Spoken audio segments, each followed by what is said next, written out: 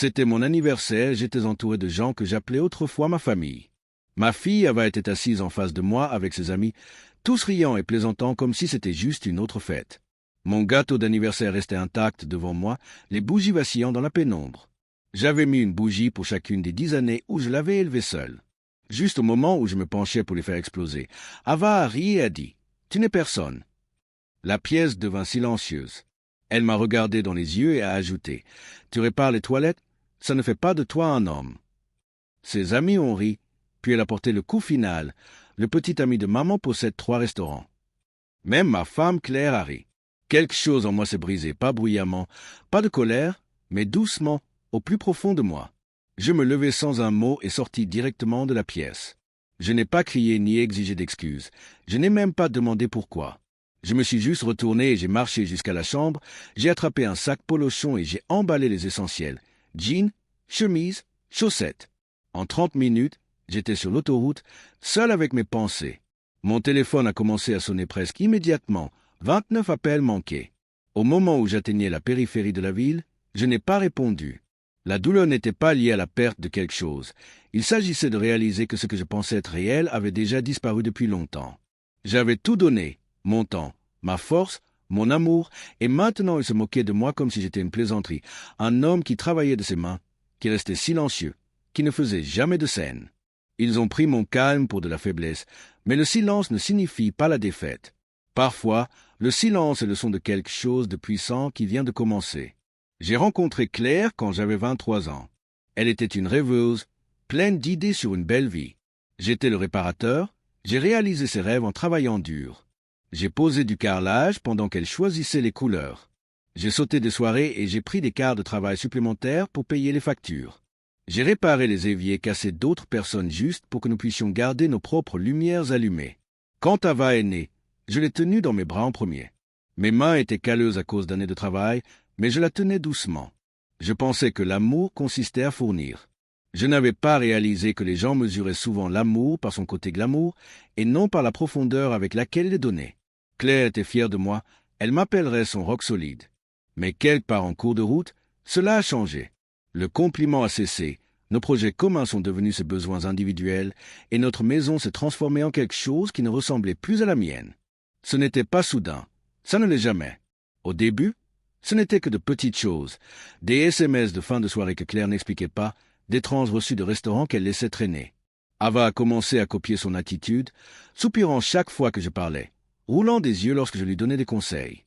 Elle a même arrêté de m'appeler papa et a commencé à m'appeler David, comme si j'étais juste une autre personne dans la maison. Un jour, je récupérais des médicaments contre les allergies dans le sac à main de Claire, j'ai trouvé un 2e téléphone. Mon estomac se serra, je savais ce que cela signifiait. J'ai vérifié les messages, un homme nommé Colin. Il se voyait depuis des mois, photos, projet de dîner, selfie souriant, Claire dans sa robe rouge. C'est celui qu'elle portait. Pour nos anniversaires, je ne l'ai pas confronté. Ce n'est pas qui je suis. Au lieu de cela, j'ai regardé et je me suis souvenu. Les gens pensent que le silence est stupide, mais le silence est plus aigu que le cri.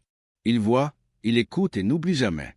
Chaque jour qui passait, je me sentais disparaître dans ma propre maison. Claire ne l'a pas caché, Ava a suivi son exemple. J'ai été traité comme un bruit de fond. Je n'ai pas pleuré et je ne me suis pas effondré. Je viens de prendre une décision. Si j'étais temporaire, comme Claire l'a dit un jour lorsqu'elle pensait que je n'écoutais pas, alors je laisserais une marque permanente. J'ai emménagé avec mon frère dans 2 villes plus loin. Il m'a donné une chambre libre et un espace pour réfléchir. J'ai commencé à élaborer un plan, non pas pour riposter en criant, mais en m'appuyant sur des faits. Je me souvenais de tous ceux que j'avais aidés au fil des années. Juges, propriétaires d'entreprises, policiers. J'avais réparé leur canalisation qui fuyait à 2 heures du matin, débouché leur canalisation alors que personne d'autre ne venait. J'ai commencé à passer des appels doucement et gentiment. Quand quelqu'un sauve votre maison des inondations, vous avez tendance à vous en souvenir, et maintenant j'avais besoin de quelques faveurs en retour. Personne n'a dit non. Ensuite, j'ai regardé Colin. Sur le papier, il avait l'air parfait. 3 restaurants, une image épurée, bien habillé. Mais en creusant plus profondément, j'ai trouvé des fissures. Ces entreprises étaient toutes enregistrées au nom de Claire pour des raisons fiscales. Étaient risquées. Pire encore, Colin avait des antécédents. Petite fraude, dette de jeu, des choses que Claire ignorait clairement.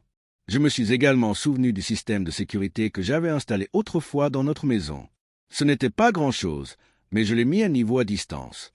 J'ai placé des caméras cachées dans des endroits inoffensifs, à l'intérieur d'un luminaire, derrière une bouche d'aération, voire à l'intérieur d'un détecteur de fumée.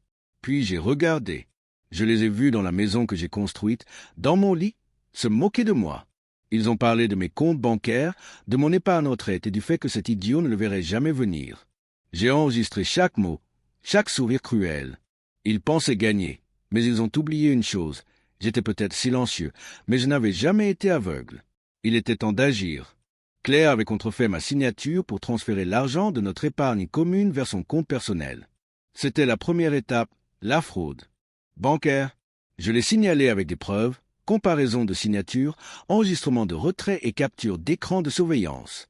La banque a gelé le compte. Chaque centime qu'ils avaient prévu de voler était verrouillé. Deuxième étape, l'IRS.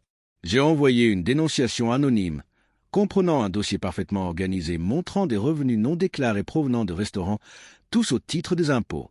J'ai laissé l'IRS leur expliquer. Troisième étape, le fonds fiduciaire d'Ava. Elle ne savait pas que j'en avais un pour elle. J'ai réécrit les conditions de sortie. Elle devrait prouver son indépendance, pas de cosignataires parentaux, pas de cadeaux. Si elle voulait y avoir accès, elle devrait le mériter. Il ne s'agissait pas de vengeance, il s'agissait de lui apprendre quelque chose. Personne d'autre ne le ferait. La vraie valeur vient de l'effort et non du droit. La quatrième étape était la vidéo, juste un extrait de Claire et Colin riant, planifiant comment ils me prendraient tout. Je ne l'ai pas publié en ligne, ce n'était pas mon style.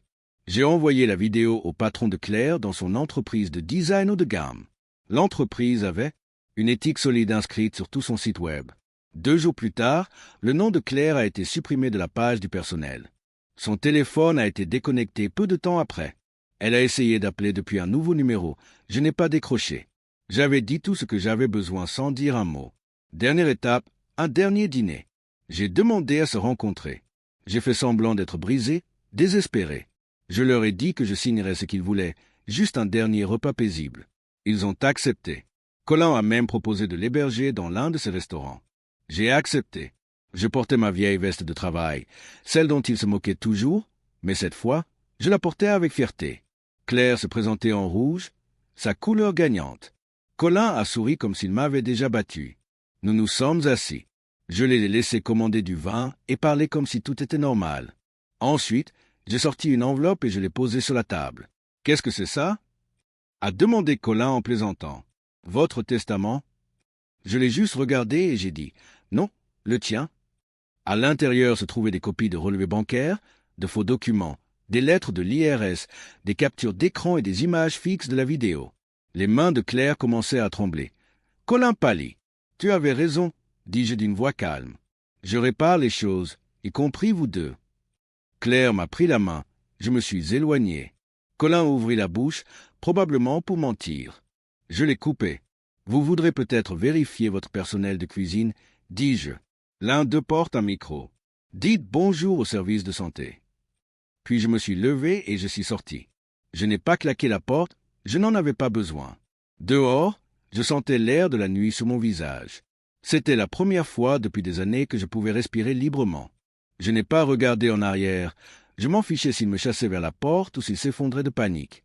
J'avais déjà gagné, non pas parce que j'avais ruiné leur vie, mais parce que j'avais sauvé la mienne. Le téléphone est resté silencieux cette nuit-là. Même Ava n'a pas appelé. Je pense qu'ils savaient tous que le mal avait été fait, non pas par moi, mais par leurs propres mains. Je n'avais pas besoin de crier pour être entendu. Mon silence avait fait plus que n'importe quel mot. Ils disaient « J'ai tout vu et j'ai fini de réparer vos dégâts. » J'ai passé cette nuit dans un petit motel et je me suis réveillé en me sentant plus léger que je ne l'avais été depuis une décennie. L'homme qu'ils appelaient personne avait tranquillement repris tout ce qu'il pensait d'avoir volé et l'avait fait avec des mains calmes et fermes. La vie après cela était différente. Je suis retourné au travail, mais cette fois j'ai choisi les emplois que je voulais. J'ai commencé à aider les mères célibataires, les anciens combattants à la retraite et les familles en difficulté avec des réparations qu'ils ne pouvaient pas se permettre. La nouvelle s'est répandue. Les gens me respectaient non pas à cause de mon passé, mais parce que je me présentais alors que personne d'autre ne le ferait. J'ai également commencé à enseigner aux adolescents du quartier comment effectuer les travaux de base en plomberie et en électricité. C'étaient des enfants comme je l'avais été autrefois, calmes, incertains, invisibles. Je leur ai donné quelque chose que personne ne m'avait donné, la conviction que leurs mains pouvaient construire quelque chose de réel. Je me suis vu en eux et j'ai vu qui j'étais devenu. Je n'étais plus seulement un réparateur, j'étais un bâtisseur de seconde chance. Quelques mois plus tard, Ava a rappelé. Cette fois, j'ai répondu. Elle avait l'air différente, nerveuse, à la voix douce. Elle a dit qu'elle était désolée. Elle a admis qu'elle avait répété cela. Sa mère avait dit, sans réfléchir, qu'elle n'avait pas réalisé ce qu'elle avait jusqu'à ce qu'elle disparaisse. J'ai écouté, je n'ai pas interrompu. Lorsqu'elle m'a demandé si nous pouvions nous rencontrer, j'ai répondu oui, non pas parce que je lui avais entièrement pardonné, mais parce que je savais ce que ça faisait de vouloir une chance de plus. Nous nous sommes rencontrés dans un café. Elle m'a serré dans ses bras, elle a pleuré, elle m'a demandé si je la détestais. J'ai répondu, non, je ne détestais personne. Mais je n'étais pas le même homme qu'elle avait vu pour la dernière fois. Je ne reviendrai pas pour me faire piétiner à nouveau. Si elle me voulait dans sa vie, ce serait selon de nouvelles conditions, basées sur l'honnêteté et non sur les apparences. Nous avons commencé à reconstruire lentement. Je lui ai montré des photos des années dont elle ne se souvenait pas, les nuits où je restais éveillé pour réparer des fuites dans notre maison, les gâteaux d'anniversaire que je préparais pendant. Que Claire était absente, les déjeuners scolaires que j'emportais avec des notes à l'intérieur.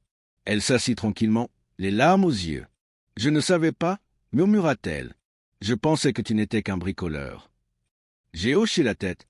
C'est tout ce que j'étais pour la plupart des gens, mais cela ne veut pas dire que je n'étais pas un père. Cela l'a alors frappé. Je pense que l'amour n'est pas une question de grands gestes. Il s'agit de petits objets stables, du genre qui ne font pas de bruit mais maintiennent tout ensemble. Quant à Claire et Colin, j'ai entendu des bribes. Leurs entreprises ont été auditées. Leur argent tari, la vidéo a fait tranquillement le tour de leur cercle. Les gens ont pris leur distance.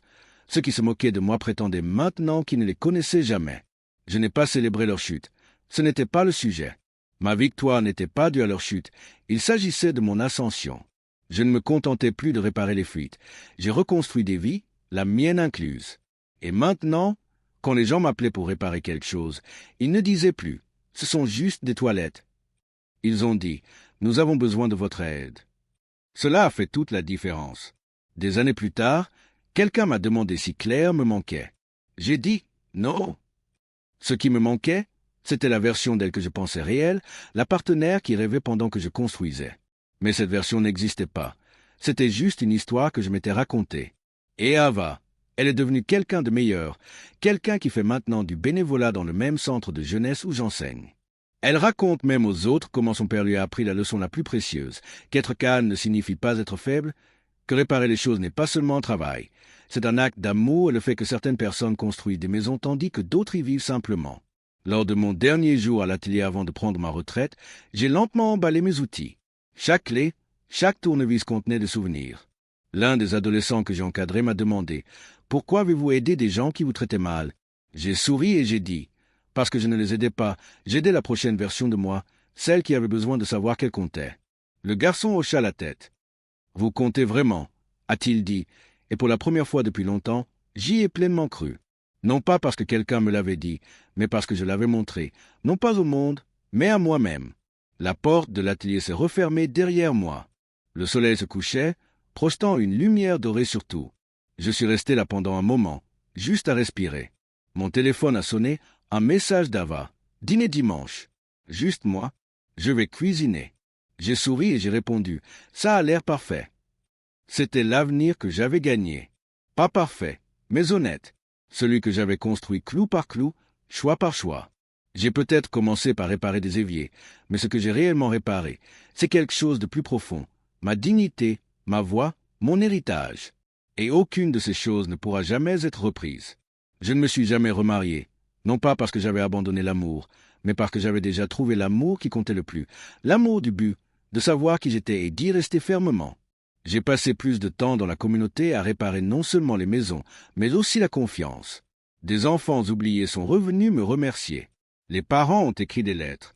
C'était un travail silencieux, invisible pour la plupart, mais c'était important. Je n'avais pas besoin d'applaudissements. J'avais juste besoin de savoir que l'homme appelé personne était devenu quelqu'un d'important pour les bonnes personnes et de la bonne manière. Parfois, je passe devant cette vieille maison. C'est différent maintenant, nouveau propriétaire, peinture fraîche. Mais je peux toujours imaginer Ava comme une petite fille sur le porche, sa main dans la mienne. Je ne m'attarde pas sur le passé. Je souris et continue de marcher. La vérité est que je n'ai jamais appartenu à cette maison. J'appartenais à l'idée de construire une maison. Et j'en ai construit une dans les vies que j'ai touchées, dans la paix que j'ai gagnée et dans l'héritage que j'ai laissé derrière moi. Mon nom n'est pas mis en lumière, mais il est prononcé avec respect. Et pour moi, c'est plus que suffisant. Alors oui, ma fille m'a un jour traité de personne devant ses amis. Un jour, ma femme s'est moquée de moi parce que j'avais réparé les toilettes. Mais ils avaient tort, car je ne me contente pas de réparer les toilettes. Je répare les choses brisées, les foyers brisés, la confiance brisée, les rêves brisés. Je reconstruis ce que les autres tiennent pour acquis. Et dans le silence dont ils se moquaient, j'ai trouvé le pouvoir. Ils ont essayé de m'effacer de l'histoire, à la place, je l'ai réécrit. Et dans le dernier chapitre, l'homme dont ils se moquaient était celui qui s'en allait debout, celui qui n'a jamais disparu, celui qui comptait.